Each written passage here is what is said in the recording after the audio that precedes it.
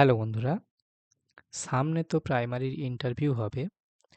তা তোমরা যারা প্রাইমারির ইন্টারভিউয়ের জন্য প্রস্তুতি নিচ্ছ, আজকের ভিডিওটা তোমাদের জন্য ভীষণভাবে গুরুত্বপূর্ণ হতে চলেছে। কারণ আমি আজকের ভিডিওতে তোমাদের সাথে শেয়ার করব প্রাইমারির ইন্টারভিউয়েতে কোন কোন ডকুমেন্ট দেখা হবে। কোন কোন ডকুমেন্ট তোমাদেরকে অবশ্যই প্রাইমারি ইন্টারভিউয়ের জন্য নিয়ে যেতে হবে এবং এই ডকুমেন্টগুলোর কোনো একটা বাদ গেলে তুমি কিন্তু ইন্টারভিউ এবং এই নিয়োগ প্রক্রিয়া থেকে বাদ হয়ে যেতেও পারো। তাই আজকের ভিডিওটা খুব মনোযোগ দিয়ে দেখবে যে আমি নিজে যখন প্রাইমারি ইন্টারভিউ দিয়েছিলাম, তো প্রাইমারি ইন্টারভিউতে আমার ক্ষেত্রে কোন কোন ডকুমেন্ট দেখেছে সেটাও আমি তোমাদের সাথে শেয়ার করব।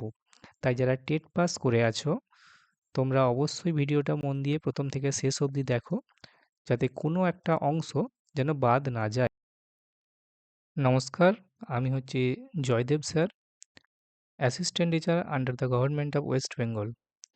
তো চলো আজকের ভিডিওতে আলোচনা করি যে কোন কোন ডকুমেন্ট তোমাদেরকে অবশ্যই নিয়ে যেতে হবে যারা টেট 2022 এবং টেট 2023 পাস করে ইন্টারভিউয়ের জন্য প্রস্তুতি নিচ্ছ। তা কোন কোন ডকুমেন্ট লাগবে আমি একটা একটা করে তোমাদের সামনে তুলে ধরছি। তার আগে তোমরা যদি আমাদের চ্যানেল অভিজ্ঞান প্রথমবার ভিজিট করে থাকো, আমাদের চ্যানেল অভিজ্ঞান এডুকেশন উইথ জয়দেবকে তোমরা সাবস্ক্রাইব করে নিতে পারো। এখানে প্রাইমারি ইন্টারভিউয়ের গাইডেন্স দেওয়া হয় এবং সেই সাথে ডিএলএড এবং প্রাইমারির লেটেস্ট আপডেটগুলো প্রোভাইড করা হয় ভিডিওর আকারে। তা তোমরা যদি এই চ্যানেলে প্রথমবার ভিজিট করে থাকো, চ্যানেলটিকে সাবস্ক্রাইব করে নিতে পারো। তো চলো সরাসরি ভিডিওতে যাই। তো আমরা ছিলাম ডকুমেন্ট কী কী লাগবে সেই বিষয়টা নিয়ে আলোচনাতে। তো দেখো, প্রথমে যেই ডকুমেন্টটা লাগবে সেটা হচ্ছে মোস্ট ইম্পর্ট্যান্ট, সেটা হচ্ছে admit card of the TET. অর্থাৎ তুমি টেট 2022 বা টেট 2023 যে অ্যাডমিট কার্ডটা নিয়ে পরীক্ষা দিতে গিয়েছিলে, ওখানে দেখবে ইনভিজিলেটর সই করেছিল, সেই অ্যাডমিট কার্ডটি লাগবে। তো admit card of the TET, তো এটা অনেকের ক্ষেত্রে হারিয়েও যায়। তো আমাকে বেশ কয়েকজন কমেন্টও করেছিল। তো তাদের ক্ষেত্রে কি করতে হবে সেটা আমি ভিডিও শেষে বলবো। তাদের একটা পথ আছে, সেটা আমি ভিডিও শেষে বলবো। তা আপাতত জেনে রাখো যে admit card of the TET, টেটের অ্যাডমিট কার্ডটি লাগছে। সেই সাথে লাগবে downloaded document of TET qualification. অর্থাৎ টেট পাস করার পরে দেখবে একটা টেট পাস সার্টিফিকেট দিয়েছিল। তো এই টেট পাস সার্টিফিকেটটা তোমরা ওয়েবসাইটে গিয়ে রোল নাম্বার পুট করে ডাউনলোড করতে পেরেছিলে। ওই টেট পাস সার্টিফিকেটটার একটা কপি লাগবে, অর্থাৎ একটা প্রিন্ট কপি, সাদা কালো হলেও চলবে। তো এটার একটা প্রিন্ট কপি লাগবে, downloaded document of TET qualification. সেই সাথে কী কী লাগবে? সেই সাথে লাগবে অ্যাডমিট কার্ড অফ মাধ্যমিক পরীক্ষা, মাধ্যমিকের অ্যাডমিট কার্ড অথবা certificate thereof as proof of age, অর্থাৎ তোমাদের যে বয়সের প্রমাণপত্র, তোমার বয়স কত, 40-এর বেশি হয়ে যায়নি বা 18-র কম নয়, তার জন্য তোমাদের বয়সের প্রমাণপত্র হিসাবে মাধ্যমিকের অ্যাডমিট কার্ডটি লাগবে। ওকে, সেই সাথে লাগবে আরও যে ডকুমেন্টগুলো রয়েছে সেটা হচ্ছে marksheet and certificate of Madhyamik, Madhyamik or its equivalent examination issued by the board of council.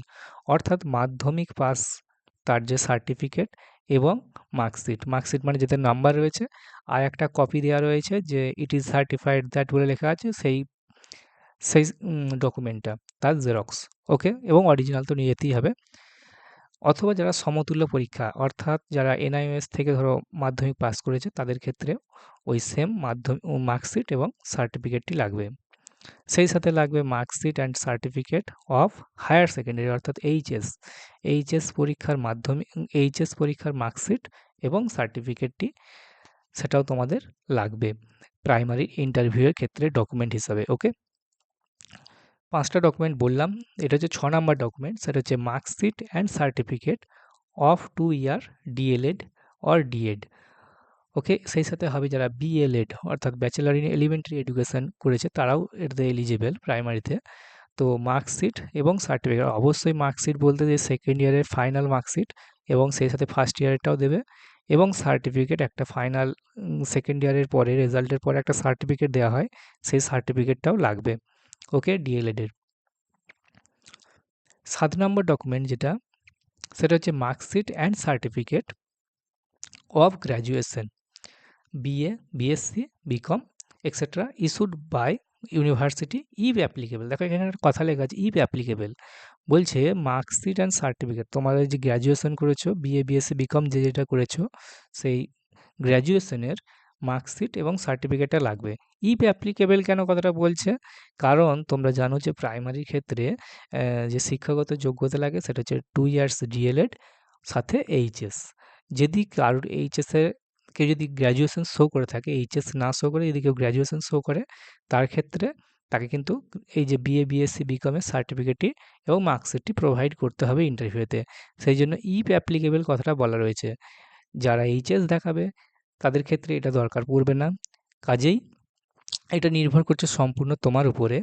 যদি তুমি গ্র্যাজুয়েশন শো করে থাকো, কখন শো করবে এইটা একটা বলে রাখি। এই যে গ্র্যাজুয়েশনটা তুমি শো করবে কি করবে না, এটা নির্ভর করছে কখন, নোটিফিকেশন যখন ইন্টারভিউ নোটিফিকেশন বের হবে, তখন দেখবে ভ্যাকেন্সি উল্লেখ থাকবে। সেই ভ্যাকেন্সির রেসপেক্টে একটা করে ফর্ম ফিল আপ হবে। যেমন টেটের ফর্ম ফিল আপ করেছিলে, ওই একই ফর্ম ফিল আপ হবে, একটা সেম প্রসেস। অনেকটা রোল নাম্বার পুট করবে, তোমাদের ডেটাটা আসবে, কিছু কিছু ফিল আপ করতে হবে।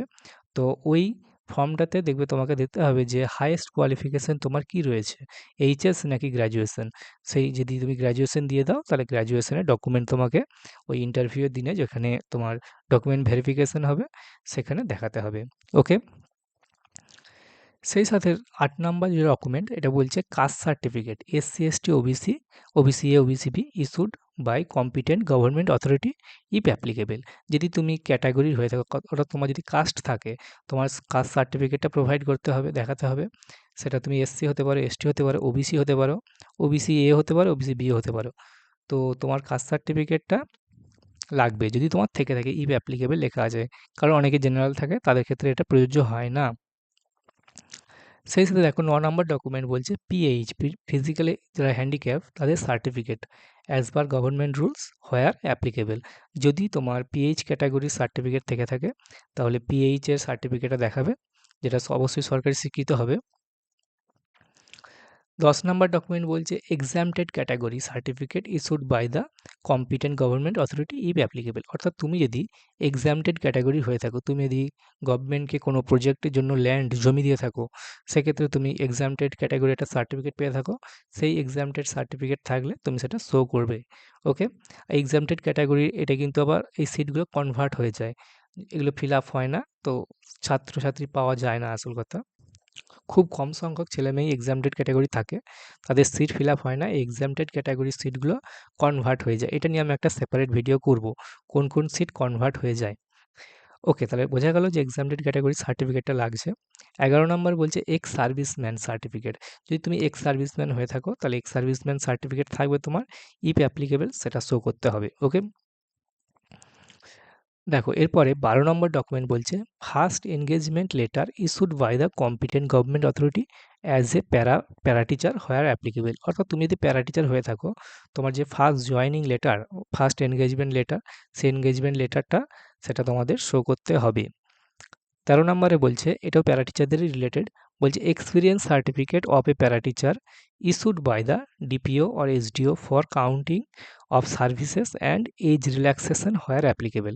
অর্থাৎ তুমি যদি প্যারা টিচার হয়ে থাকো, তুমি কত বছর সার্ভিস করেছো, অর্থাৎ তুমি কত বছর কাজ করেছো, তার জন্য একটা এক্সপিরিয়েন্স সার্টিফিকেট, ওটা ইস্যু করবে কে, এসডিও করে বা ডিপিও করে, সেই সার্টিফিকেটটা লাগবে।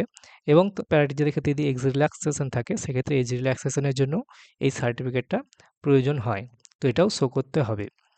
১৩ নম্বর ডকুমেন্ট গেল, এটা হচ্ছে ১৪ number document all relevant testimonials and হচ্ছে certificates relating to co curriculum activities as per recruitment rules if applicable. অর্থাৎ তোমার ইফ এনি, ওকে, অর্থাৎ তোমার যদি এক্সট্রা কারিকুলাম অ্যাক্টিভিটির তোমার যদি সার্টিফিকেট থেকে থাকে, ৫টা এক্সট্রা কারিকুলাম অ্যাক্টিভিটি রয়েছে, তার মধ্যে যেটা থাকবে সেটা সার্টিফিকেটটা শো করতে হবে।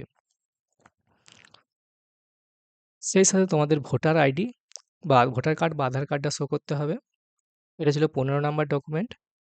এবং ১৬ নাম্বার ডকুমেন্ট হচ্ছে পাসপোর্ট সাইজ ফটোগ্রাফ, যেটা কিনা সেলফ অ্যাটেস্টেড হবে। একটা কালার পাসপোর্ট সাইজ ফটোগ্রাফ তোমাদেরকে ওখানে নিয়ে যেতে হবে ডকুমেন্ট ভেরিফিকেশনের দিনে। তো এই সমস্ত ডকুমেন্ট তোমাদের লাগবে।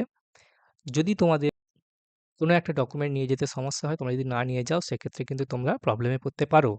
আর এখন যারা টেটের অ্যাডমিট কার্ড হারিয়ে ফেলেছে তারা কি করবে? তাদের একটা জিডি করতে হবে, জেনারেল ডায়েরি করতে হবে। তার কপিটা শো করলেই তারা ইন্টারভিউ